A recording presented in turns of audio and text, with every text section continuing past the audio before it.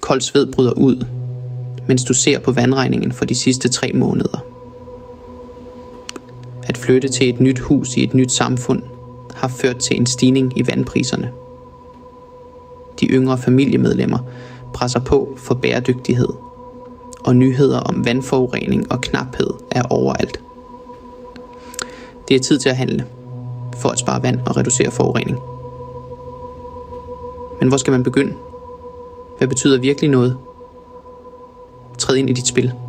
Din score afhænger af at træffe valg, der sparer så meget vand og penge som muligt.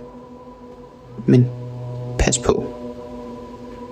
Hvis dine valg introducerer besværlige vaneændringer, kan det modarbejde din score.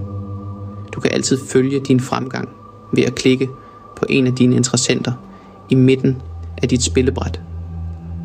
Og lykke. Husk, hver dråbe tæller.